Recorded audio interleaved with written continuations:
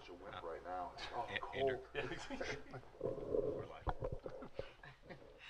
I hope that was recorded. All right.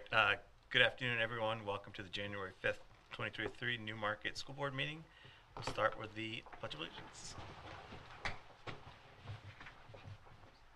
Pledge allegiance to the flag of the United States of America, and to the republic for which it stands, one nation, God, indivisible, with liberty and justice for all.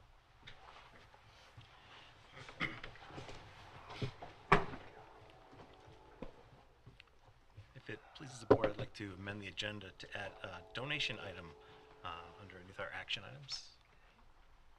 Yes, That's fine. All right, thank you. Moving along, are there any committee updates or board comments?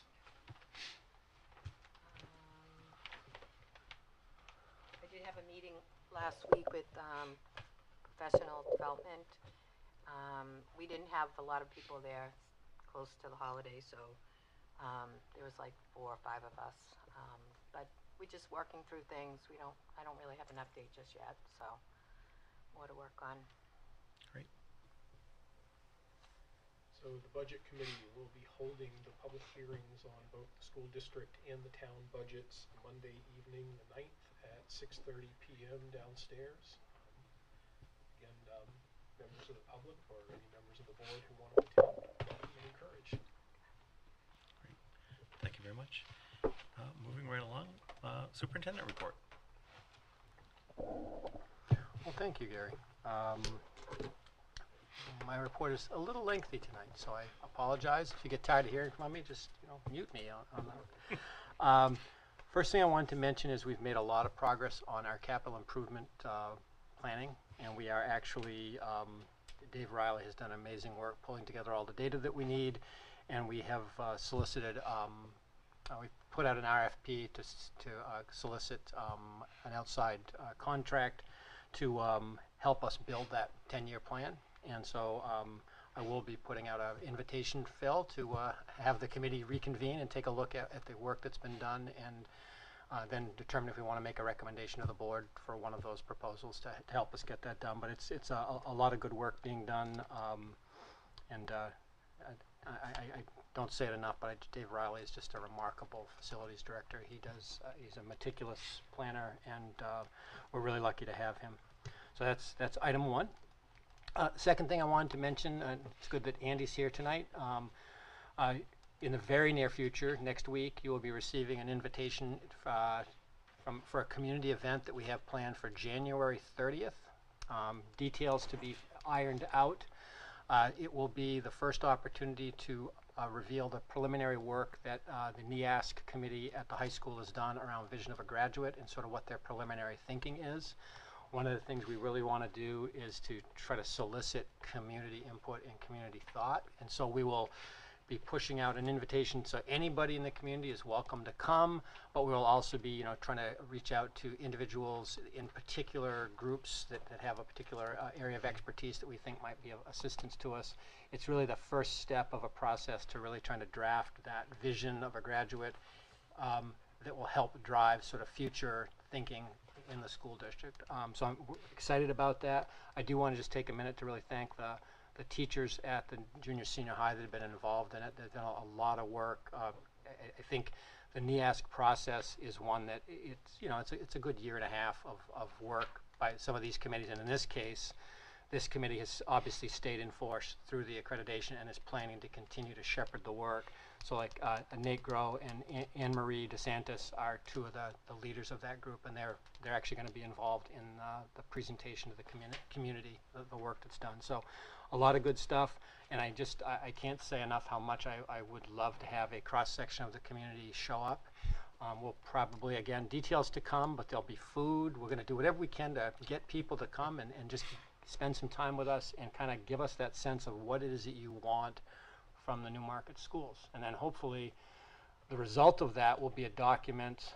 Actually, I'm rushing ahead here.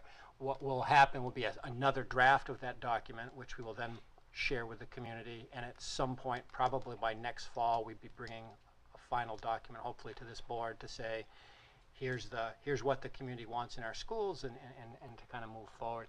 Clearly, love to have the board participation in the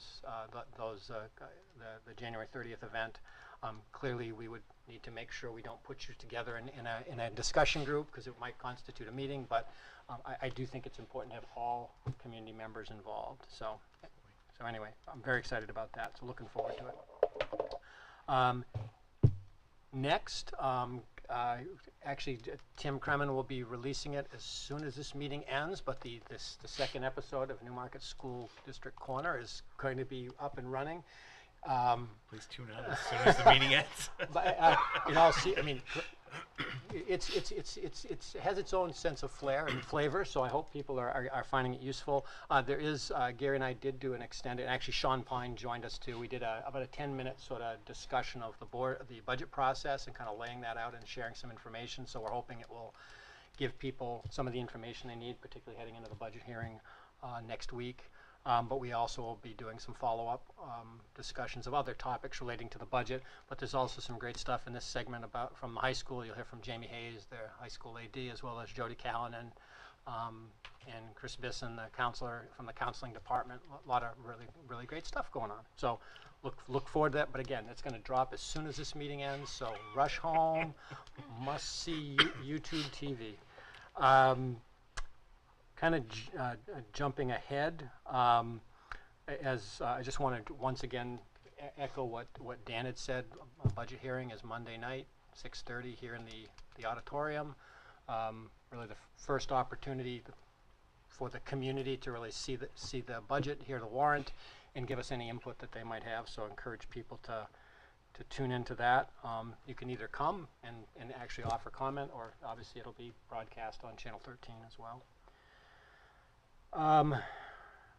Returning from the holidays, I did want to take a minute to give some sense of where we're at with regards to COVID and flu and all these other things. I'm sure all of you and everybody in the community has heard the discussion around the sort of the three things that are kind of going around: the COVID, flu, and then the respiratory ailments. And so certainly there's been a lot of talk about expecting a spike in infections coming after the holidays. I'm thrilled to tell you, as of now, we have not seen that in the Newmarket schools. I spoke with both Jen and Diane today. COVID numbers are lower than they were before vacation. No significant flu or other respiratory things. There is kind of a cold bug going around, but that's called winter in New England, I think. But attendance has been very good this week. I would acknowledge, just before the holidays, Andy and I spoke a number of times that the numbers were like, at what point we were down to 85% attendance at one point. Some of that was illness related. Some of it was people starting their vacations a little early. But anyway, we're back to normal levels of attendance this week, and that's great. So if anybody's concerned about that, we're doing all right. And monitoring it very closely, so please keep that in mind. So moving on from that, I did want to throw out an idea, and we can discuss it tonight if you want, but I think I've been thinking about it a lot over the last few months, trying to figure out ways to better inform the board of topics. And one of the things that I know, obviously, meeting outside of board meetings as a group is you can't do that. But one of the things I have acknowledged, in fact, Amy and I met back in, I forget, it was like 3 weeks ago, just before the holidays, to talk about some things. And I really found that kind of conversation, the opportunity to just talk about whatever was on her mind, answer her questions, to be very valuable. I'd like to put out the idea of potentially having monthly meetings for each of you individually to come in and just chat. One of the things that often happens is there'll be issues out there in the community, and if we only can talk about it at the board table, it's a different nature of the conversation. So I'm going to put that out there. So after this meeting tomorrow, I'll fire out some emails to you and just invite you to set those up. Again, it's just to give you the opportunity to have conversation, and we can talk about whatever's on your mind, whatever you'd like to. But I think it's just helpful to, number one, it will be helpful for me to kind of inform kind of where people's mindsets are at. But hopefully I can just answer questions you might have. So as you're traveling about the community, you can be better able to answer questions like that. So, I don't know if do people have any thoughts. Is that something that? I think it's a fantastic idea. Yeah. You and I have, doing the agenda meetings, Right. we tend to have the opportunity to just get in some casual conversations, and you never know what's going to come out, or Right. what you've heard in the community, or what input we can give you. So I think it's fantastic. I'd Yeah. highly recommend I do it. too. I mean, I think we touched upon like 50 different subjects in an hour. We went from one extreme to another, and I thought it was really valuable for me, so. Yeah, so I'll put that offer out to everybody, and you know, take me up on it every month, or if you just want to do it occasionally, that's fine. But I just think I found it to be a valuable use of time. And then I just wanted to mention a couple of things that are going to be on the agenda for the next meeting, because I think they're important topics. One that we talked about a little bit, the board had requested Jamie Hayes be here tonight to talk about the athletic trainer and safety situation. Unfortunately, there's an athletic event tonight that he is supervising, and it just didn't seem appropriate to pull him away from that to come tonight to do this, do the report, but he will be here on the 19th to talk about it. I did want to give you a couple of updates in terms of sort of things that have happened since our last meeting. I'm very pleased to report that we are this close to hiring a trainer, which we're working with Wentworth Douglas Hospital through their training services. I happened to be at the Oyster River basketball tournament where the Newmarket girls were playing in, and I had the opportunity to chat with Mike Feld, the trainer at Oyster River, who also is employed by the same entity. And in conversation, we were able to sort of come up with some ideas, and so it looks like as soon as the paperwork and so forth can be clear, we will likely have a trainer on board within the coming months. I don't want to tell you it's going to be tomorrow, but soon. They've also agreed to, Jamie has provided our entire athletic schedule, and whenever they have a trainer available, they will provide them for us at our home events. So we will, to the best we can, until we have somebody full-time, we'll be able to cover that. So I'm very excited about that. I'd also want to just emphasize that one of the things that Jamie and I and Andy have talked a lot about is just emergency protocols around athletic events, and actually it's not a school-related event, but certainly if anybody was watching Monday Night Football and they had the heart event for the safety for the Buffalo Bills, it immediately brought up the idea of AEDs and making sure that those are available and people know where they are and how to use them. So we've done a lot of review of all of those practices, and I'm very confident that the people who are in these positions in the short term know what they're doing. Clearly, there's no doubt that having a trained medical person on site is the optimum way to go, but internally we really feel confident that we have some good practices in place. Would you mind? Oh, go ahead. Go ahead, please. I just had a question, and I've been thinking about this a lot in light of, the Bills player there. The pads on the AED, like, I'm not sure what kind we have, but those do need to be replaced, so that's something in the back of my head I think about, Usually with service contract that does that. Yeah. Okay. And the batteries and all Yeah, that. yep, and the batteries. Yeah, and one of the great things about the AEDs that we have in place is like they literally talk to you and tell you exactly what Right. to do. So whether you have training or not, Exactly. it tells you what steps to take. But they're incredibly valuable pieces of equipment, and particularly when you have athletic events that are not necessarily in your gym, it's important that equipment is also available at the other sites. Right. So clearly those are all things we've had to take into account. I was just going to ask, maybe you could reiterate to the community why we don't have a trainer? Yeah, definitely. Up until last June, we had a trainer through Core Physicians over in Exeter that was provided to us, and we had a long-standing contract with them. Basically, we were paying a very discounted rate. I will tell you, we were paying about $19,000 a year to have a trainer available to us, and for however many years, a long time. That's where Newmarket got its training services. Over the summer, the person who had been our trainer took another job and moved on, and Core Physicians was unable to staff the position. I think they discontinued the service. And I think shortly after that, they did discontinue the service. But they were trying to serve all of their existing clients, and so they actually did do quite aggressive efforts to try to interview and find us somebody, but were unsuccessful in doing so. And so we, along with multiple other school districts that had been depending on core physicians, lost that service. And to be very honest, even the other entities in the state that were providing it, there's a shortage of actual trainers out there to be had. So what ended up happening was we entered this year without a trainer on site, and so we did put in play some emergency protocols. It's important for people to understand that from the standpoint of law and requirements, trainers are required for certain sports, but they're not required. So the sports that require a trainer by law and for safety are football, hockey, and there's a couple of others, but they're not sports that we offer. And so none of the sports we offer are mandated to have trainers. It's absolutely recommended, and it's the best practice, don't get me wrong.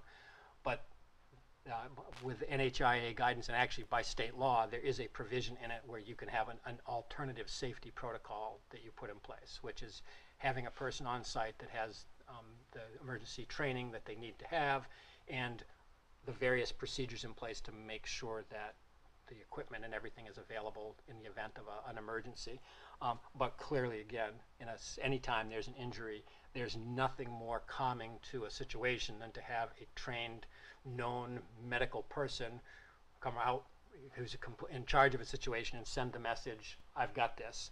And that does an awful lot. And I think when you don't have a trainer or somebody who is in that designated role, it does create some angst when a situation comes up. I would, just without getting into specifics, we did have an issue at one of our games 3 or 4 weeks ago where a student was hurt, and I did review that actually while I was chatting with the trainer from Oyster River, and I did review the situation with him about how it played out and what we did and so forth, and he said, well, if I had been there, that's pretty much what I would have done, because in the end, the injury happened. It wasn't like the trainer wouldn't have prevented the injury. It was more how you responded in the moment.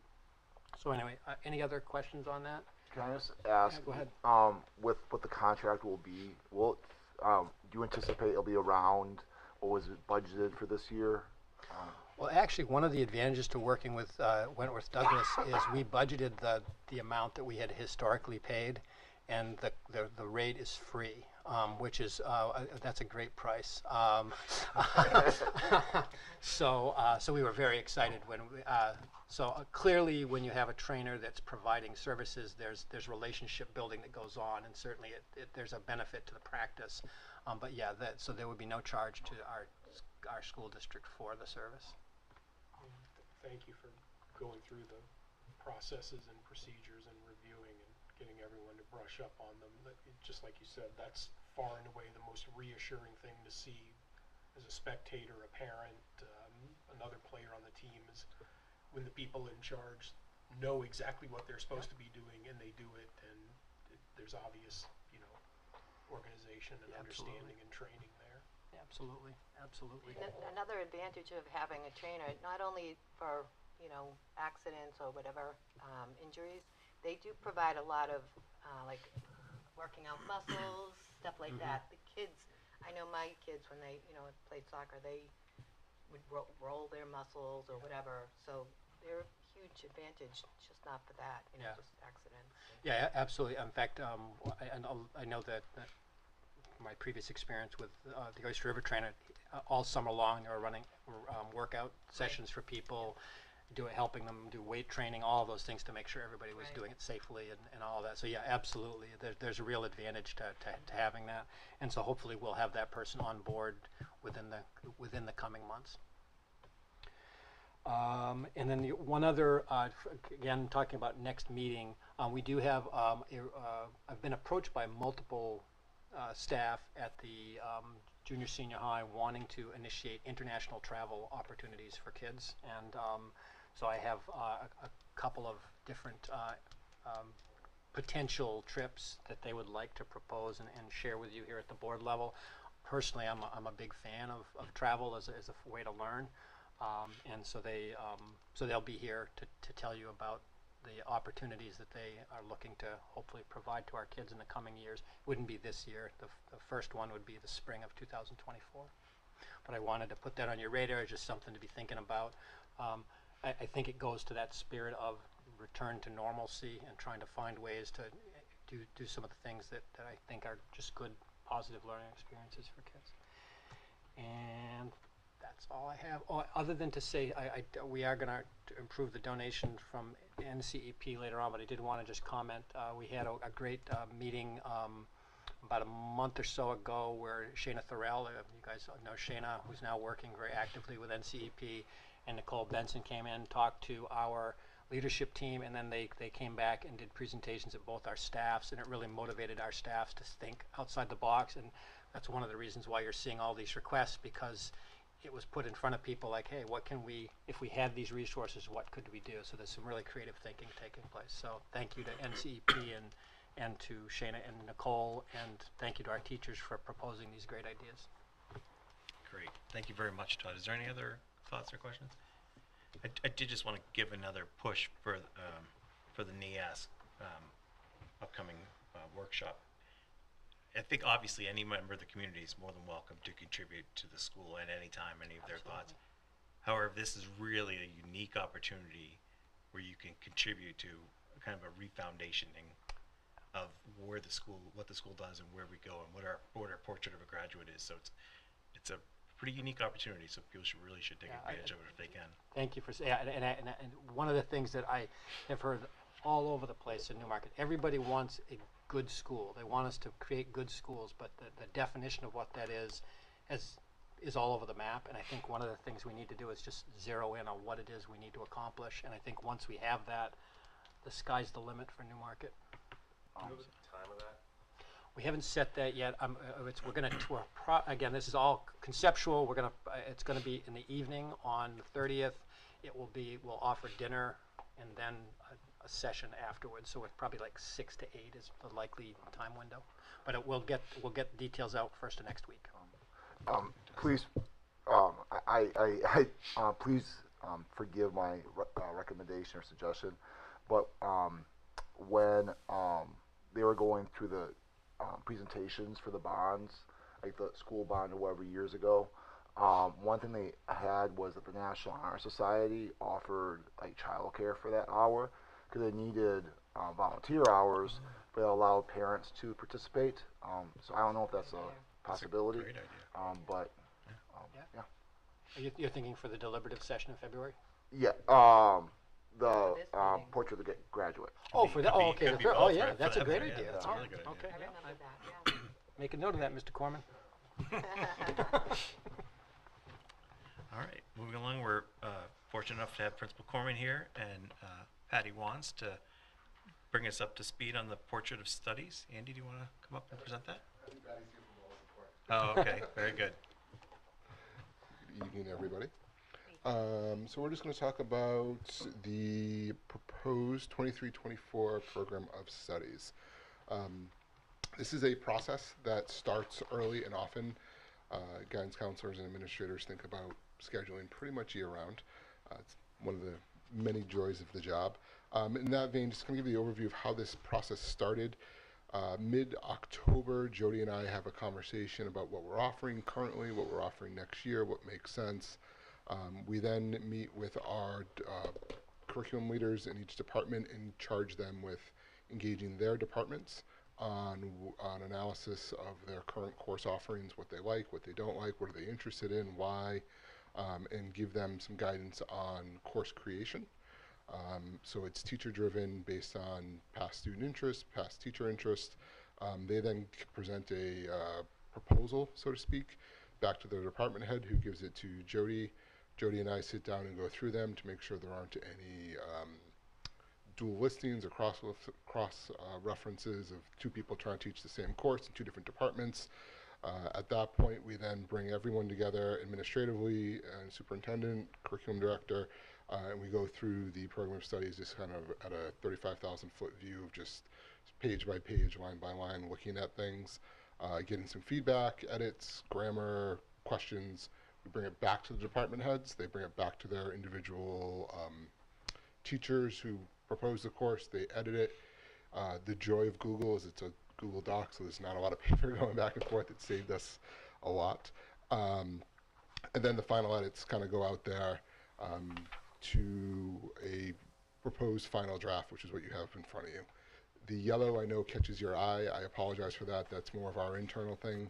But I'll walk you through some of the big highlights of new courses. In the art department, I would technically call it a new course, but really it's just a renaming. What you see as a little bit of everything art used to be called Art 1. It's more of just a more appropriate title and more appropriate description of what the course is. And as Ms. Blake says, it is a beautiful title because it literally is a little bit of everything. That you get a wide array of smorgasbord of all of our art offerings all within that half credit course. So that's a little bit of art, a little bit of everything art is a one-for-one swap for what used to be called Art 1. In the English department, we re-envisioned what used to be a writing course. We're now calling it a writing lab and opening it up to students 9 through 12. Think of this as part drop-in. Hey, I have this big project due and I want another set of eyes to look at it. Can I go somewhere and have somebody help me with it? And part help for kids who need additional writing supports. And that's just a bit of a tweak from a course that already exists, just to kind of re-envisioning it. A new course in the English department is sports and literature. This is a pretty common high school course, really popular everywhere I've been, as a course to focus in on various aspects of athletics and how sports impact everything from your sports journalism columnist in your favorite Sunday newspaper to long form pieces around sports and history and the physical and mental reasons why people participate in sports. It's kind of a wide range of courses. In the facts department, we've had the great opportunity here.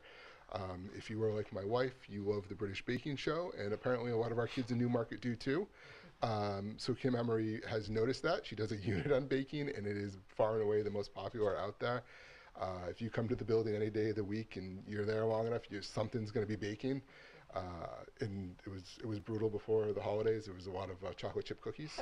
The building smelled great. So we're introducing a brand new course called Introduction to Baking, which I can tell you already is generating a lot of buzz in the student body. And then the other one here is Intro to Hospitality Management. This would be a running start course. We're just waiting for final approval from Great Bay on that.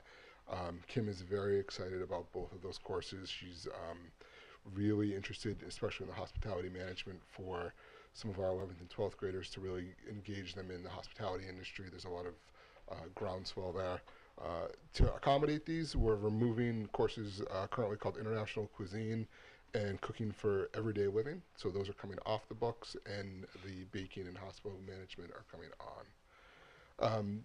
Could you just quickly talk about, I know many people know this already, but what a running start course, you want to talk about dual credit courses? Sorry, educational jargon world, we all live in it. Running Start offer is an opportunity where you pair up with a local college or university. In our case, it's going to be Great Bay. We have the opportunity for a high school student to enroll in a high school course with a high school teacher, but simultaneously earn that college credit. It's essentially taking a college course at your high school for free. And it's a great opportunity for kids to get credits, especially within the New Hampshire system. Great Bay courses, the credits get transferred to university system as well. It's a great opportunity. It's something I've championed in the past. It's a real opportunity for kids to get credits. We all know the cost of education at the next level can get a bit exorbitant. So anytime you get the kids an opportunity to get a head start with what I would call free credits, it's a win. We currently offer a course in the science department called Forensics/Criminology. It didn't make sense. It was kind of this hybrid, part science, part history course. So after talking to the department heads in both areas and the people actually teaching the course, we bifurcated those. We're still teaching them. We're just calling them separate courses. So we're teaching a course in science called Forensics, and a course in social studies that's going to be criminology. So not new courses, we just kind of separated them and kind of put them more appropriately where they belong. You'll notice it's more of an edit under the ELO. On the first few pages, we have a position, class aid. This is more of an ELO position, ELO opportunity for students who are really specific. We see this in our arts department, kids who want to continue to excel within a particular genre. I'm thinking right now stained glass. We have a few students who are really, really quite good at it. And want to continue, but also want to inspire others. So you could see an opportunity here where an upperclassman who's gifted in stained glass may tag into that little bit of art of everything course and act as an aid and help kids and teach lessons. Something that has come up a few times this year, and we didn't really have a spot for it. So we created that to help meet the needs for students. That is the big picture on new courses. The stuff that's highlighted in yellow is more reorganization, redistribution of stuff that's already been in existence, just to try to streamline understanding. So from here, next steps for this will be, obviously I'll entertain questions from you all. We then go back, make edits, finalize it, remove the yellow, and Chris Bison and Jody Callahan will start interacting with our students to start the course selection process in late January, early February, and then we'll start the scheduling process for 23-24 once we get all those student requests in. I have one other point that's not program of study related, but any questions about any of the new courses I just kind of walked through. I guess Oh, I'm sorry, no. just a quick question. On the art classes, it seems like Ms. Blake has a lot of classes. Is that typical of an art teacher to the student? Yes, ratio we have teacher? Annette's as someone who can't draw a straight line with a ruler. I'm always impressed what's going on in there. And Annette and I have looked at some of that and seen you're right, there are a ton of courses there because we have so many students who have such wide interests. We get creative with scheduling there, and we may be running multiple smaller sections during one time frame. Would be hard pressed to see Annette ever saying no to a kid who has a passion, because you walk into her room and watching her engage with kids doing so many different things is just really impressive, and completely different from stained glass to printmaking to classical portrait. And I walked in there a few weeks ago just to ask her a question, and I had to just stand back and just watch this woman work because it was just amazing teaching on three very different things. We're not just talking one project, and Phil, you need a little help, and Andrew, it was wildly different. So I think having that diverse offering there is huge, and I know we have a lot of, Newmarket is a very art-driven community. I've picked that up in the last 6 months, and I think our course offerings reflect that. Yeah, I think it's great. I think having an aide in her class Yeah. would be great for her because, you know, she has so many things going on at once. Yep. So it'd be so beneficial for her. So a couple of questions, one like very specific and one more general. So start with the super specific. And I hope this isn't yours, Andrew. I was looking at the social studies. When I saw I'm sorry, I'm not on the right page here. It looks like there was only like what I would have called U.S. History 2 back in my day. It's like I don't see anything like U.S. History 1 in here. Is that because of like the on year, off year? No, or? Foundations of U.S. History 812 would be what I would agree with you, Phil, kind of a generically call U.S. History 1. And that's the... if you look at the write-up, it looks like what I would call U.S. History 2. Oh, so yeah, so it's you got to. This is one of those things you have to step back, and the 8th grade social studies content is, I'm going to screw it up, and I apologize to my middle school friends, is through, I want to say Revolutionary War. I was going to say 1850. Thank you.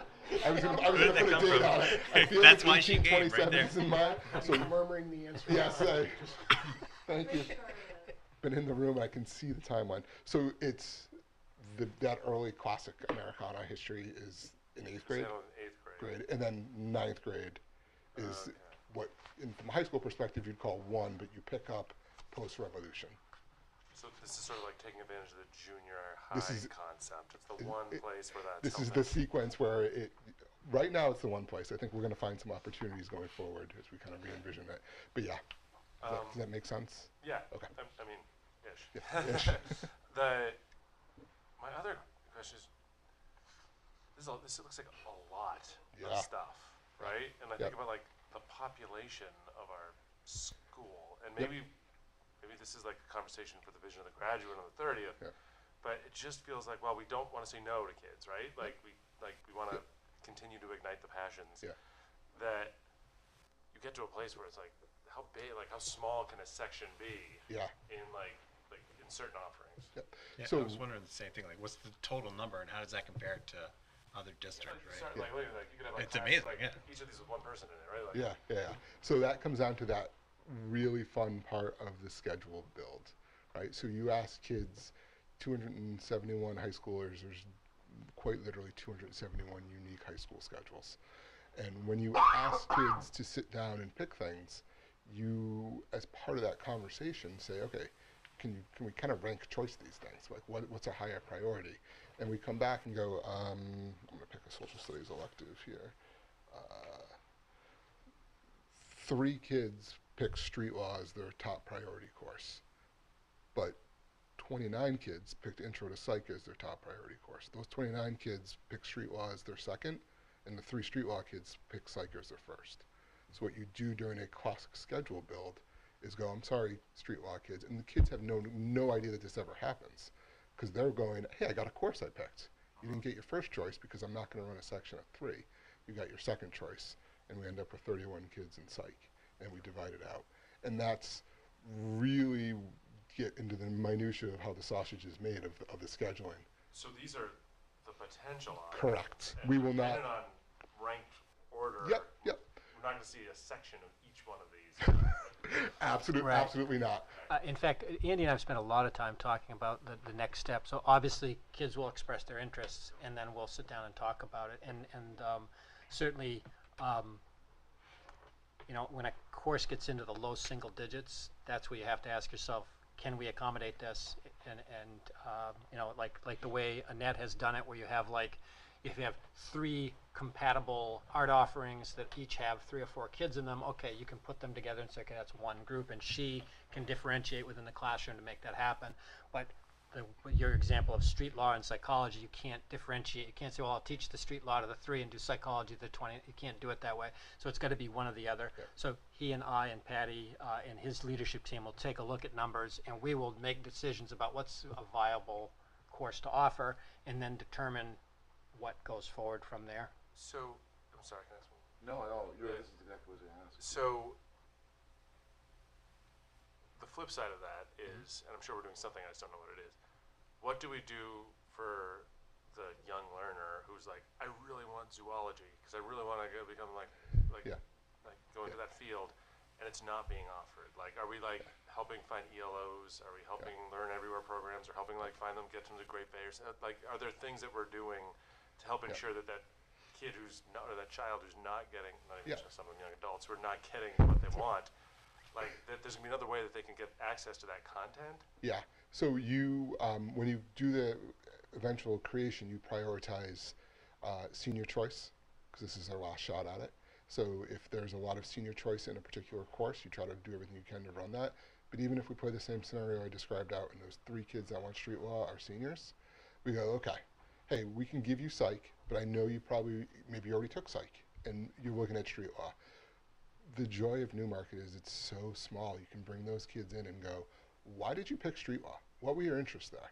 You know what? Officer McFadden's over here. Like, you want to work with Newmarket PD, do an ELO? You looking at like a ride along, or you looking more like, which I've done and kids absolutely love, or are you looking more around the judicial side? Can we find a local lawyer that you can hang out with? And that's the joy of Newmarket, is you can have those individualized 3 kids. You're like, oh, come on down, Phil. Why did you want this course? And you tell me, and we go, okay, maybe we can find something, or can we think of another alternative? And it's hearing directly from the kid, and that's the approach we have to take. That's awesome to hear, And right? that's Like, that's that's fantastic. Yeah. Because while I get, and like I'm like supportive of the, like, you can't run a section for 1 or 2 people, like it's just like it doesn't work after a while, right? That we're still finding ways How to do I ensure meet that that kid's whatever's needs? igniting them, they're finding access to like people and the content. Yeah. That's awesome. And Jamie and Jody are phenomenal at that. So. I what Phil was asking is kind of basically what I just wanted to say. I know at the beginning of the school year I was a little bit leery about you guys going through the program of studies, and I realize now that it's something that we have to do, and like the class sizes, Yeah. some of these are just not sustainable. So if there's anything that you need us board to do, please bring it before us. I did have. Is that the first dual credit class that Newmarket will offer? To the hospital management? Yeah. Yeah, to the best of my knowledge, yes. That's awesome. And Yeah. please thank the teacher because we're basically taking advantage of in order to teach that, you have to have a master in that area. And we're basically taking advantage of that at no extra cost for the district. So please I thank her absolutely for pass doing that. that. And what's awesome for the student is they're not paying for an AP exam they may not pass or earn credit. Whereas this is it's basically a college course. You're taking a college course Yeah. at the end of the end of the semester, end of the quarter. You pass. There's no, to your point, there's no fee to take a test that someone arbitrarily says yes or no. And Kim says, "Hey, great job. Here's your A." It's a college A. It's the real deal. It's great. Yeah. And then one thing, I'm sure you know this, and Joey already knows this, but on the graduation requirements, there's nothing on there about the civics exam. Yes, the civics exam. Thank you. Is it built into the civics course description? Is it? I was asking, I wasn't. I just flipped the pages back. But you're absolutely right, that is a requirement. It needs to be. It's 70% now for this coming year. Yep. So I have the civics. If you'd like, we could specifically highlight that in the course. I mean, in the opening there of graduation requirements. I will obviously follow your Yeah. professional Yeah. opinion. No. I would just hate to Yeah. someone to be surprised. We don't like surprises Yeah, either. yeah. Thank Yep. you so much for your work on this. No problem. Thank you. It's a team effort. So, this is the point where we show which classes we all liked best in high school. Under math, has trigonometry basically just been subsumed into pre-calc? Yes. Yeah. I can tell you. Yeah, I know, right? It's, To your point, what everybody loves. Well, there's no French on here either. It's like hurt. No wonder nobody's getting into surveying these days. One other thing that just looked weird, and maybe there's a lot of thought process behind it, but so physics can satisfy a year 4 math credit? That seems strange. Yes, it can, and that is actually not new. That's a pre-existing prior to us. Physics is obviously incredibly math heavy, and the language around the grade 12 fourth year math requirement is pretty wide open. And the individual currently teaching physics right now is actually a math teacher. So I would go out on a limb and say that class is extra math heavy, and will continue to be as she continues to teach it. That, I will be honest, that grade 12 fourth year math requirement is something we've spent a lot of time with our math department, having conversations about, because we want to make sure you meet every type of kid we have, and making sure that there's multiple opportunities to get there. And actually, that's where one of the personal finance came in as an option for kids. I'll tell you, I'm sure you guys hear it too. One of the things I hear regularly from parents is the one course I wish I had in school was how do I do my taxes and how does this mortgage work, and that's what personal finance is, and that satisfies it as well. I'm obviously looking to target different types of kids, but you end up with talking to Jody about it, personal finance actually covers a wide range of academic interests, which is really impressive to see. So. Okay, thanks. Does personal finance meet the economics requirement? Other, I'm sorry. Just one question. On the total credits required, it's 28.25. Was that? I'm sorry, I forget what it was before. It has not changed. It has not changed that, Yeah, has that's it? what I thought, Yeah. because I thought most places most schools don't require that many, correct? Yeah, this is definitely a very high requirement. It's been in place for a long time. I do think, I know I keep talking about the vision of a graduate conversation, but I don't want to just start willy-nilly making changes until we have some clear idea where we want to go. But I do envision over the coming years having some conversation about that requirement, and hopefully lowering it to make it more in line with what other schools are. The state requires 20 credits to graduate. Most schools are in the 22 to 24. That's pretty typical. So we're significantly higher than that. So Yeah, requiring people to take PE 4 times Right. is really pointless, right? So Right. if we're, we need to align that. well, it also goes to if you want to engage kids in what they're passionate about and they're excited about, you have to remove the barrier of always having to be doing something that they're required to do so that they can actually have room to make those choices. And when you have a schedule that's jam-packed all day, every day, there's not a lot of room to say, gee, I want to take on an additional thing. So part of it is thinking about, I mean, in fact, one of the things I was thinking about when Phil was talking earlier is one of the things we need to do a better job of in time is to develop definitions of pathways to navigate our program. So when a kid starts as a freshman, they're thinking about, okay, here's my interest, and so these are some of the experiences I want to make sure I have in my 4 years, so that's a clearer sense of that, and then you can start to have those conversations earlier with kids about, well, what are some of the other interests you have that might be handled by an ELO or an internship or those kind of things. So, yeah, so all of that is, in my mind, is on the table for future discussion. Yeah, it really, I mean, it gets to like the concept that like post-secondary now talks about, right? Like personalized learning journeys, right? Like right now, like content, like I know school is not Netflix, but right, like it's so personalized. Everything is personalized, and how do you personalize that learning journey to like meet people where they're at and like help them grow to the future they want? So as we redo the vision of the graduate, because I say that's up front here, right? Yep. Like Yeah. I think when we see the 24, 25 one, it's probably going to be It's significantly impacted by Yes. those conversations. I hope so, yes. Fantastic. As do I. Can I go in a completely different non-program of study think so. direction, just to let you know? In my neck of the woods, things bubble up to my ears in many ways. And one of the things that has popped probably in the last 3 weeks, again, predictably, as it is the end of the semester and people start to get anxious, a lot of questions about homework club. Just to give you the rundown, homework club is offered Monday, Tuesday, Thursday, Friday. We don't do it Wednesdays because staff are after school and we don't want a kid sitting there for an hour and a half. It didn't really make sense. We have 3 different teachers that do it. They have had as many as 20 students stay after. I joke because it's the end of the semester, people want extra help. There is no max, there's no seat limit, there's no waiting list, there's come as you are. They've never turned a kid away. And the 3 folks that run it regularly coordinate with each other to best meet kids' needs. They do stuff like, hey, we're going to do a little test correction, we need some help math, or you need some writing help. So the 3 folks there work internally amongst themselves to coordinate.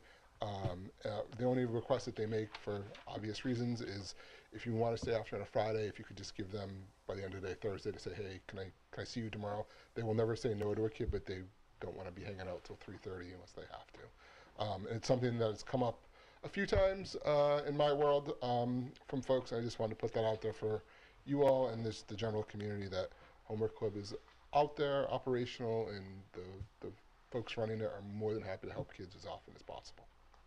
So in the unlikely scenario, a kid that could benefit from homework club and their parent is suggesting it to it and the child were to say, gee, they're not taking new students, you probably should question that. Is that what you're saying? If your child is telling you that Homework Club was closed or they maxed out or anything along those lines, I would politely ask you to question your child a bit more, because to date, the ladies that run it have said we've never run into that situation as of this morning. So Good to know. that's all I'd put out there to the general masses. I can't imagine that ever happening, but I Never. appreciate In the unlikely event Yeah. that it may happen. Yeah, absolutely. All right, Are there thank any you other all very questions much. for Principal Corman? All right. Thank you so much, Andy. Awesome, thanks guys. Have a great one. Thank you. All right, moving on, we will open the floor to public comments at 5:50 Oh, you got, p.m. which one under discussion items? Isn't that the first? Oh, sorry, you're totally right. I'm absolutely public correspondence. Thank you. Has anyone received any public correspondence that they'd like to share? None that I'd like to share, no. None from any resident or town. All right, very good. Moving right along. As this board is as it's currently situated, coming to an end very soon, in the next couple of months. It's very crazy. There's a few things we need to discuss / wrap up. One of them is the superintendent evaluation process. And correct me if I misspeak, but Todd certainly is. Have a good night. Thank you guys. Todd is obviously here for another year, and has certainly expressed some interest in staying beyond there. And as part of that, the board had talked about doing an evaluation and using that as a part of the basis to make our decision, as obviously we should. So to do that, we need to come up with a superintendent evaluation process. There is a policy item for an evaluation. There is a defined process that hasn't been used in the 2 years I've been been involved in superintendent evaluations, so we're not required to use that. But the big question I have right now is, does the board as constituted, as seated, want to work on that now, or do we want to wait or pass the March election and then start doing it? Because there could be a different, obviously, makeup of the So board. many questions right now. Fire away. I may not have any answers. So, one is about like context and one is about specifics. Mhm. Contextually, we have a policy. Just because it hasn't been followed doesn't mean we're not required to follow the policy. It just means the board has not followed its own policy. Yeah, and we can certainly decide not to, as a board, waive the policy, right? Yeah, Or we could suspend waive it. So I guess, Yeah, I guess the yeah, question is, you're have right. you waived the policy for the last several years, or is it just? We never formally did that, no. So we could waive it, is what you're saying. Well, yeah, I mean, we could any policy, right? Yeah. The, And to be honest with you, that policy was last looked at in 2013, so Yeah. it's probably not the most. yeah, this Germane. thing seems so overwrought and bureaucratic. And it's like 5-7 pages of like, Yeah. they're like, so I think the question becomes, like, what do we want the superintendent evaluation, like, process to be? And then maybe, like, we, like, 100%. weigh this and then actualize that into a policy. Yeah, 100%. The question is, do we want to do this as the board currently seated? I guess. I mean, I personally, I'm hesitant to revise any policy for a future board necessarily.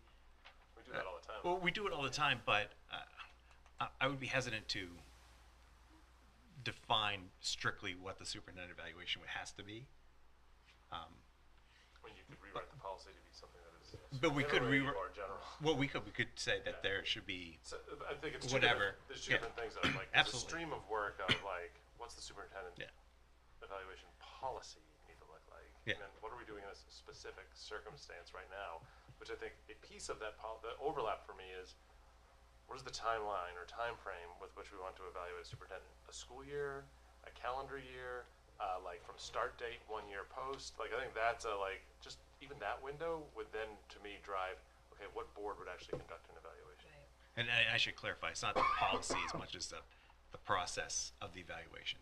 I don't think I'd want to necessarily set that very rigidly like it currently is. That's what should be in the policy, not like every question that should be asked. Yeah, exactly. Like, how do you come about? Yeah, exactly. This was what we, No, no, I didn't think so. no. Personally, like what I've experienced, learning from that, I would just like some consistency. That like the evaluation is least consistent from year to year. So like the whole purpose of it is to show growth. But if we're not using the same evaluation, it's going to be very hard to know what that growth is. And I feel like it'd be very difficult for the superintendent to have a moving target, especially if the dynamics of the board could change dramatically with an election. Can I add one thing to that? Yeah. Yes, and it's a yes and. Sorry, would you mind just either bringing Sorry. like that? No, no. Gotta make sure that the note taker. Yeah, exactly. I know, I'm It's not, a yes and in that, yes, there should be like some consistent things like our, maybe against our core values as the district, right? Like that, because those shouldn't change frequently. But there also potentially be like annual goals that like the superintendent's like, this is what I want to accomplish this year, which like in collaboration with the board and with his team is like, I want to like accomplish these things. Like that, I think is very concrete things that they can be like metric against. Like, do they? So yeah, it's a yes and. I don't want to make it just it has to be the same exact thing every year. Same exact thing plus some like mobile goals, and we're getting into policy writing now. No, well, it goes back to the question, do we want to start that process now? Yeah. And have it carry through, maybe form a committee to do it with the superintendent, come back, probably past March, I would assume. It's not going to be a one day thing, activity. But I don't disagree with you. It is a big undertaking, I think, rewriting the policy, certainly. I mean, so can I posit something? I'm sorry, I'm dominating. I should. No. The rewriting of the policy should be the work of the policy subcommittee that then brings it to the board. Great point, thank you. That if this board wants to say we're waiving the policy for this year, but here's the process, we want to like outline the process that we're going to use for this year, like that feels what that doesn't do is create this somewhat artificial timeline of the policy committee has to put everything aside and rewrite the superintendent evaluation policy so we can get it done by X date. Yeah. Unless we're going to say it's a year from hire, in which case we have till June, which gives us a little bit more time. Can I just throw in a? Please. I mean, the policy itself largely just says you will annually evaluate the superintendent. It's the R. The R is all of the stuff that is probably debatable as to whether everything needs to be included. So I don't think that anyone's saying we shouldn't evaluate the superintendent every year, and that the 10 topics that are listed there for fiscal management, and those are a menu of possible areas. I don't think that we're really talking about policy change. I think we're talking more procedural change, and I that we're think gonna that use. and what's the tool you want to use? Because it doesn't specify R in the Right. policy, you're right. Yep. Yeah, R. Great catch, yeah. I mean, my personal experience with evaluation, I'll just tell you what I do with my leadership team. I met with them in the fall, and I said, okay, we're going to establish goals for you for the year. I had them write a narrative reflection to me of what they're working on. We met and reviewed those. I'm meeting with them again this month to say, okay, where are we at on those goals, and sort of are we making progress to those things? And then obviously at the end of the year, I'll look at them again and provide them an evaluation based on those goals. Clearly, there's a lot that you could evaluate a leader on, and if everything's in play every time, I can tell you right now that nobody's going to succeed because they're just, Well, anything can happen, and it's just like a moving target. And I think it depends on what the purpose of the eval, right? Right. I mean, obviously it's to see how they're doing, but is it for a hire, a rehire, or is it, a continuation of your employment and just to give feedback? And We're inside my day job now. Functionally, and maybe not in academia, not in this realm yet, but public education yet, but corporately, moving the concept of annual evaluations is becoming antiquated. It's becoming more how do you foster ongoing dialogues? having just around written and done performance and 14 growth? of them, I hope it becomes antiquated in my It's employer just very soon. it becomes once you if your performance evaluation is a surprise, there's something very wrong with your leader, right? How do we foster ongoing dialogue? If we do look at the policy at some point, right? Which is, thank you for pointing out the R, Todd. The R was made my head spin. It does feel like we have an opportunity to be how are we encouraging ongoing dialogue about how things are going, as opposed to once a year we're going to say whether you pass the muster or not, which feels very non-collaborative and somewhat last century. It is, but I think in the framework of a board relationship, it's a little more difficult to do that. I'm not saying we can't do it. Yeah. It would just be a little more difficult, I would imagine, than Reducing me the having timescale, one-on-ones. also kind of helps a little bit with your board composition issue, because Sure. if you're doing this quarterly as opposed to annually, then That's true. a new board comes in, they've got an automatic chance to reset the parts of it that they want to reset. True. That being said, they would also need to act fairly quickly, presuming you do it before March. Obviously, you'd have to somehow end it before March, and then the next one would be 3 months in.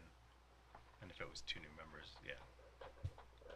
But that being said, I also feel like, having been through a couple cycles, and now realizing it's already January, that as a board, we need to start acting on things a bit sooner than we historically have. Boards move slow. It's just the nature. Well, they of move this stuff. slow, but the problem is you get to January and all of a sudden it's like, oh crap, there's all these things we meant and wanted to do. We should have started policy review. Well, we're doing it annually now, but you know, there's certain things we should do earlier in the summer when we can, when the board has more time. I will not disagree with that, but I will also say that we had our hands full with trying to fill that seat for a long period of time. No question. No, and I'm not saying us specifically. I'm saying in general, I've noticed that in the last few years that you come in, you kind of, it's the end of the year, and then you go summer, a couple months, and then all of a sudden you're like, budgets, and and then all of a sudden you're And like, it's oh over. my gosh. Yeah. So, just so I understand this better, it sounds like really there's two parts of this discussion. One is what is the evaluation going to be and what's it going to look like, and then what's the time frame or process that's going to be to do that. Is that correct? Yeah, I mean, I guess what for me it's, do we want to do that now so that it's this board that does it, or do we want to wait till March so that it's the board that will be rehiring? Oh, I see what you're saying. You know what I mean? And it may not change, or it may change, but you know, who knows? So you're asking if we should do this now, or Yeah. Before March Do we want or- to start? Do we want to start on it before March? I doubt we could do a full, comprehensive revision of a policy and an evaluation tool, but we could probably come to an agreement with Todd about what we'd like to see before March, or we'd probably wait till after March and the new board could do it. I don't know how to. What, I I'm don't think sorry. there's enough time. well, it depends, right? If we say let's just waive this policy and then collectively have a committee that comes up with him of what an evaluation may be, you could probably conceivably do it pretty easily in 2 months. You might be like, well, let's do a somewhat of a 360. Let's find an existing framework and implement it. You could probably do that fairly quickly. 'Cause I think it's kind of a little bit unfair to all of a sudden like evaluate someone without like first having to say like well before like this is what the evaluation is and how we're going to do it. Well, yeah. So I don't think the evaluation would take place until June Yeah. or something, right? At the end of the year, school year. I do think that we need to have something in place before. Oh gosh, so we're gonna have to. Yeah. When you start thinking of the calendar, So you're the like, super, oh, yeah. whoops. So if we're gonna have to make, so everyone's gonna have to make a decision by the summer.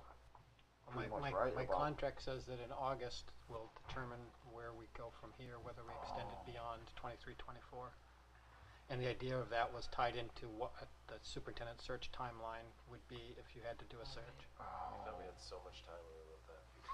Yeah. Like, it's so far in the future, it's like flying cars. I also, 2023, we'll never get there. I feel silly now because I was trying to 2023 I was trying to figure out where this came from and it's hitting me now. Why? Yeah. I apologize. No. It's, I'll just throw a proposal out there, which is, I mean, I think it probably makes the most sense to line up your sort of evaluation period, and I agree we should shorten it, but just thinking of this and to somehow align this with the school district's fiscal year and the school year calendar, so that, and it also happens to dovetail nicely with With the what the contract. the contract Yeah. and what the recruiting timeline for Yeah. a replacement would be like. Yeah. And it gives the new board, when they come in, at least a month or two to get their feet underneath them and get a collective understanding of what they want to do. To do it going into an election arguably does not make a whole lot of sense. to come up with a process, No, or to do the evaluation. or to do no, I would not do Yeah. the evaluation Yeah. until June. No, I'm proposing we either come up with the evaluation tool, maybe form a subcommittee and do it now with an agreement with Todd, and then do it in June, or we wait until after the election and come up with the evaluation tool with Todd and then do it in June. I certainly wouldn't propose doing the evaluation now. I don't think that's fair to anyone. Oh, okay, see, I was I'm confused. sorry, I I wasn't thought No, you I meant was. this board. I hear that a Yeah. lot. In one of my most recent evaluations, someone mentioned to me, you're not always very clear. So given that in your earlier comment, about like how time flies, like Yeah. Tempest Fugit, that we probably shouldn't wait. We probably should start it now. I would agree. Because like maybe that subcommittee will have to be reconstituted with like someone switched out or something, or not. But like waiting feels like probably not. Well, that's why I thought we wouldn't have enough time, because I thought you wanted us No, to I'm have sorry, it I was done not by clear at March. all. So, No, certainly yeah, not. I think we should start it. I agree with Bill, definitely. Okay.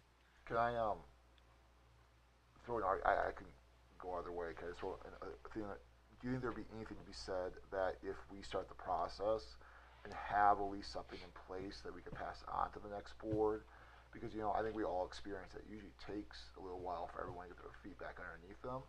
So like if the people don't get sworn in until March, there's probably a very real possibility that this won't be discussed until the end of April. And by then, the things have to happen pretty quickly.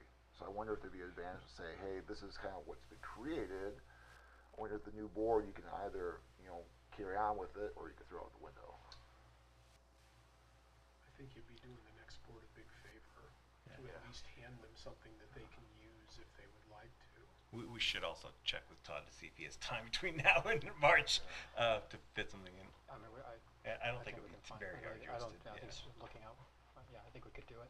I would point out that when we talk about the new board, 3 of you are part of that new board, so Right. that's a Sure. majority right there. So, Right. Yeah. so Yeah. and maybe all of you will be part of that. Yeah. We don't know yet. With that said, I have no idea what the superintendent evaluation will look like that's quality, other than what's in front of me, and I struggle with it because I haven't seen a good one. And I So- think that's a pretty common refrain, even from the New Hampshire School Board Association. They've yet to find a good, Yeah. a good evaluation tool. I mean, certainly I was a proponent of this in the past, and I'd be hypocritical if it wasn't now. But it does need to be more of a 360, maybe not an entire full 360, because that is a lot, and but certainly you need some principal input and staff input and community input if they want to provide it, as opposed to just the 5 of us saying, yeah, he showed up every meeting, yeah, he gave us handouts, yeah, he only forgot this once, whatever. We didn't have opportunity to do that though before, did we? No. We were in a pandemic. Well, Well, technically we still are. But I don't think we were. We'll keep that. So the decision now is, do we want to start looking at like what that process would be like now? Yeah. So that we can put something in place for a June review. Yeah. And we may not get it done by March. I suspect we will, because I don't think it's going to be that big of a deal to come up with something that's semi. School Board Association can't find a single one in the whole state. Seems like You're not going to find one that's great or perfect, but you're going to find something Pull that's from different probably ones and- tolerable enough to be able to say, yeah, we're comfortable with it.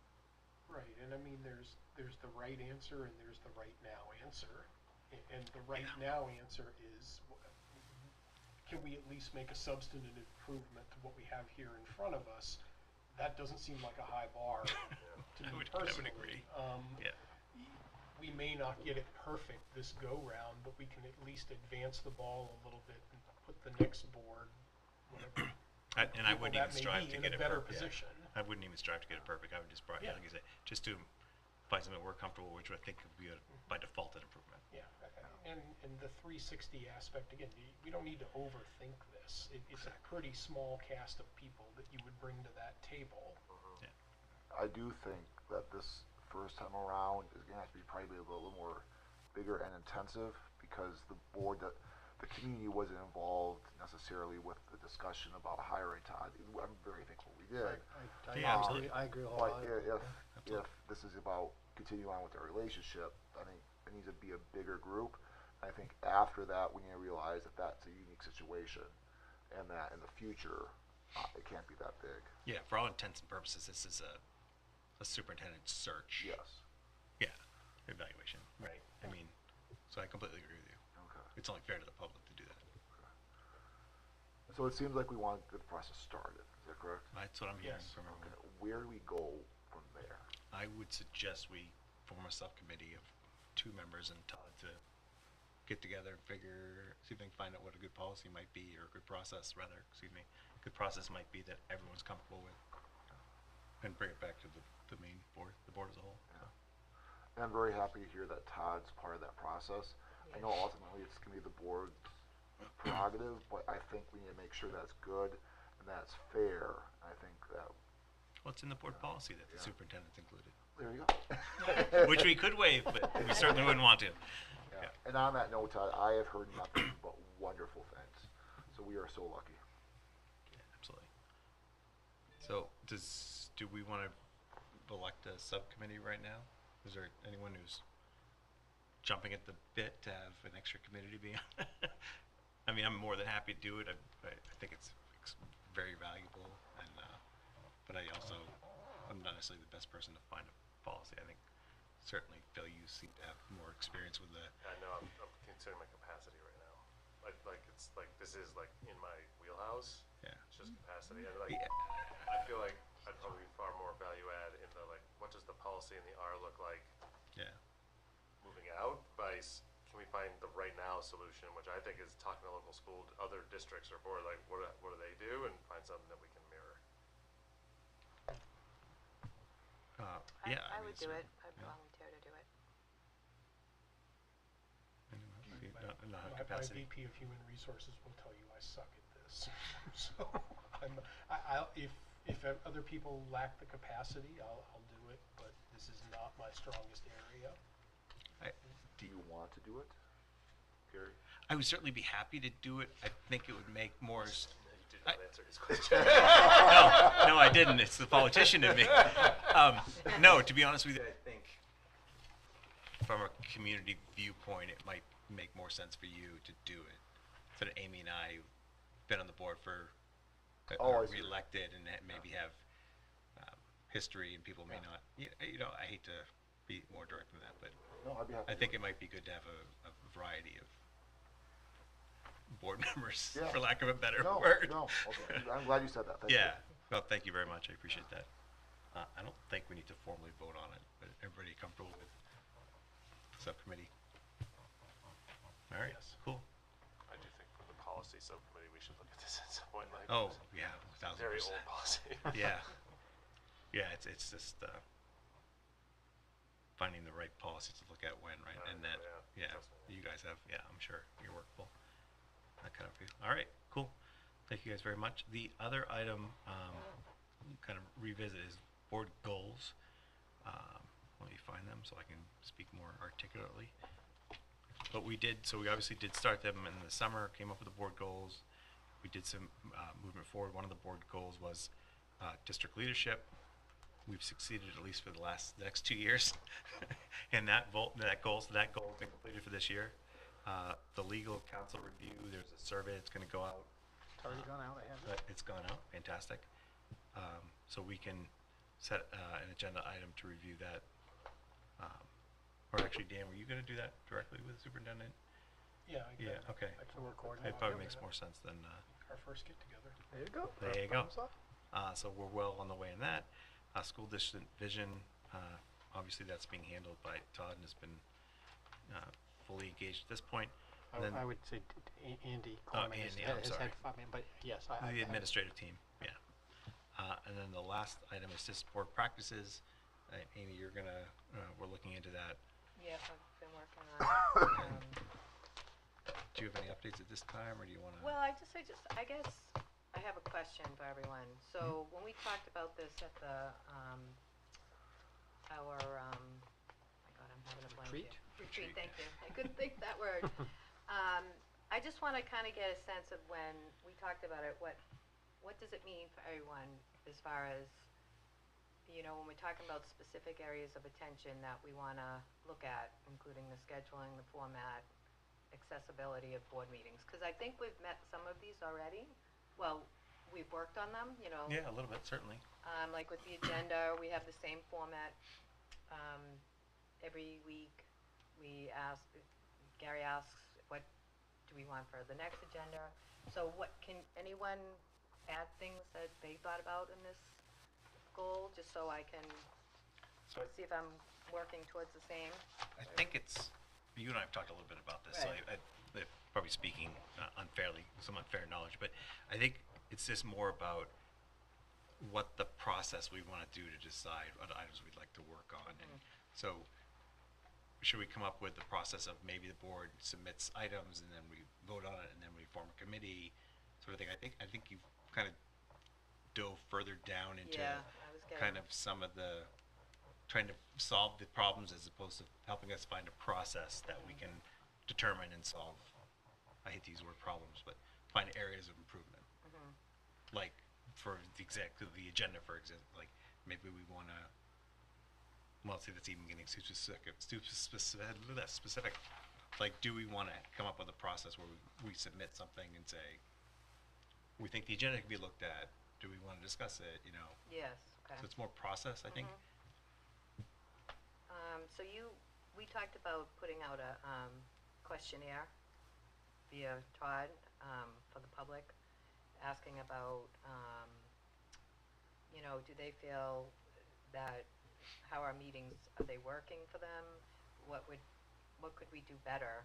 Just kind of getting the Well, that was public- one of the things is do we want to, as part of the process, do we want Right. to include questionnaires that maybe we send out to get people's feedback on items, Right. as opposed to creating the questionnaire now?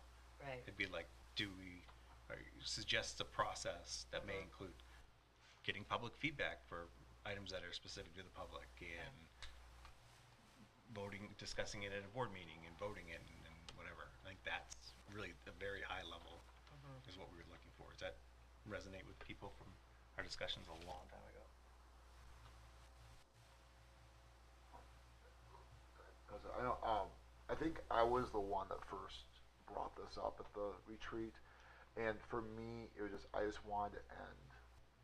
I wanted to end surprises, and I wanted to make sure that we started like some sort of process of getting stuff on the agenda that um, the idea of when we were going to get the agenda materials working more as a board as opposed in the past. I felt it was more of like a supporting role. I feel like we've been very successful at that. working together?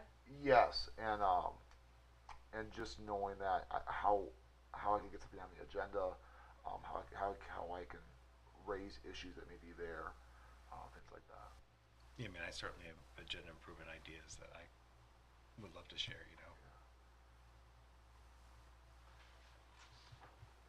So yeah, right. Like, I think it's like this. I don't feel like I come in here on a Thursday. I'm like, what's this about? Why are we talking about this all of a sudden? The save the gram, getting money. But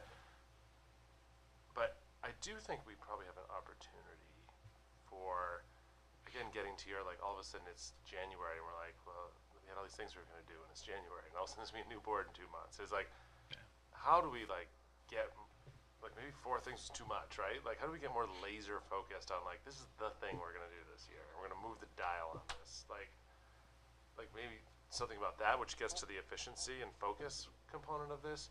I 100% am like was with the like the surprise and process, like totally like if there's anything left to be done here, I think it's in that part. Yeah, it would be nice to be able to pass it on to the next board with year to year, saying that this is kind of like how your calendar is going to play out. Schedule, like this Yeah. is when we start budgeting, and this is when we look at the superintendent. And I've actually, Mike, oh my gosh, I can't think of his name. Kennison? Mike Kennison, thank you very much. Mike Kennison started on that several years ago, and I've been, 6 months ago, I tried to update it, and I'll try to dig that out, because it's very helpful to be able to, a new board member come in and be like, oh, October, I know I'm going to talk about budgets, and this summer, we're going to do a retreat, which we probably should do earlier, but that's another discussion. Yeah. I think it's a great idea. I mean, honestly, but the retreat was done after the election, not in June or July. Like, then I realized there's circumstances that drove that. Like, that would extend the year by a quarter.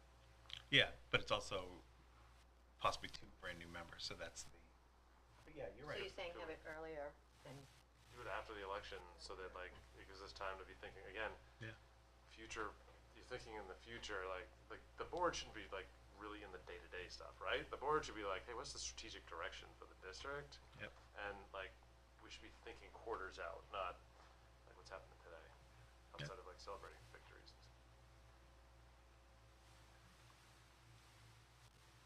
Sorry. If that was what you wanted. I guess we'll just, if we can just give Amy what But What for me, we'd the one like- thing left is, how do we focus ourselves better? How do we get to a place where like we can say at the end of a year, like, we accomplished this thing we said we were gonna do? but do we want her to come up with solutions to do that, or a process to figure out how we focus ourselves?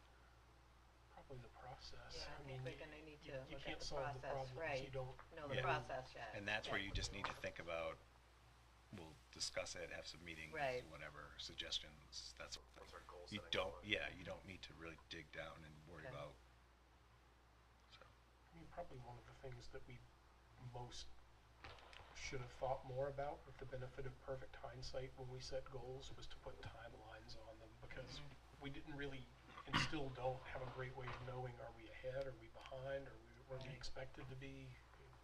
could be a go by quarter, yeah, I mean, Yeah. certainly, yeah. I No mean, measures that's, to success either, right? right, that's kind of the nice thing about OKRs, yeah. the election and the budgeting process, is it's all statutorily driven, so you can work backwards and know, am I on schedule or not? And we didn't really do that. And with what the ends up other happening goals. is, you got those things you have to do, so you spend all your time doing those things, and then you're like, oh, the things I wanted to do, I didn't get those done. All right, great, well, thank you very much, is that, do you feel? Yeah, I'm fine. Okay, Yep. perfect. Great, it was a good update on the goals. We hadn't talked about those in a little while. Next up at 6:22, open the floor for public comment. And seeing no one at 6:22, we'll close the floor for public comment. Anyone coming in? No, all right. Action items. First action item is I'd seek a motion to approve the 23-24 school year program of studies. So moved. Do we need to Wait, do I it? think we're Sorry. skipping something, aren't we? We very well could be. I don't think we are, but Yeah. Oh, the job share. yep, that's number That's 2. Oh, okay, sorry. The second read, yeah. Yep. Do we have a second for the program of studies? I'll second. Is there any discussion? I miss trigonometry. Bring back tricks. I hated French. All right. Just about that addition with the civics exam. Yep. And thank everyone for their work. I can't even imagine what it's like trying to do that. All right. All in favor, please say aye. Aye. No opposed. We have the second reading of the teacher jobs share revision. I'd seek a motion. Does anyone, I think we've all seen that and read it, right? I'd seek a motion to approve the job share, GC. So moved. Any discussion? All those in favor, please say aye. Aye. Passes 5-0. Item number 5 was, who was the manifest? The minutes aren't, due to technical difficulty, aren't available, which won't go on the evaluation this year, but aren't available this meeting. Yes, we have to have more flexibility in our structures for sure. When somebody's out, we can't let that hold us back. I move we approve the manifest in the amount of $2,073,583.03. Second. We have a motion and a second. Any discussion? All those in favor, please say aye. Aye. Do we have personnel matter? Or no No personnel personnel matter. matters, awesome. And next up, I'd seek a motion to approve the very generous donations. Actually, Todd, these are really, really pretty awesome. Would you, Andrew, hand that down and maybe Todd could speak a little bit to those?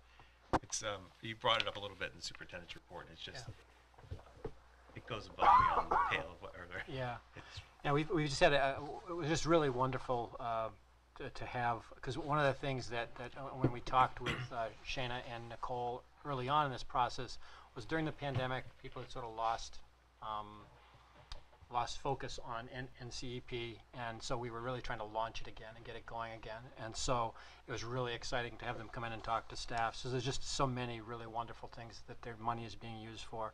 $1,000 donation to the robotics club, $1,000 donation to cover costs of an 8th grade overnight trip, which you'll be hearing about in the near future. $750 in Pride bucks, $1,000 for the outing club, $1,000 to get a visiting storyteller to come in, and $500 for a sensory path program. So bottom line is these are things that we otherwise wouldn't have, and teachers are beginning to think very creatively, and I just think it's a great thing. So thanks for asking me to share a little more. Great. I'd seek a motion to accept the generous donations from NCEP of Jan 3, I think it was, January 3rd, Yes. 2023. So moved. Second. Motion is second. Any discussion? Thank you to NCEP, and I really, really hope we're maybe getting to the point that they can bring back Newmarket Eats, because that's absolutely one of my favorite nights of the year. Awesome. All right. All in favor, please say aye. Aye. And no non-public that I'm aware of. Anyone have any need for non-public? No? Fantastic. Are there any items people would like on the next agenda? School board agenda? No? Just a caution, the next agenda will be a little bit long, so maybe make sure you have a snack before you come. All right, seek a motion to adjourn at 6:27 p.m. So moved. Second. Motion second. All in favor, please say aye. Aye. Thank you all very much. Have a great night. Wow, We are it's adjourned. early.